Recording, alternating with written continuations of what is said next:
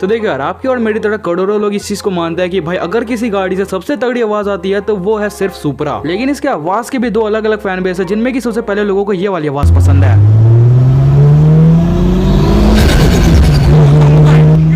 वहीं दूसरी तरफ भाई मेरे जैसे लोगों को चाहिए काफी ज्यादा ब्रूटल आवाज, इसलिए भाई मेरे को तो ये वाली पसंद है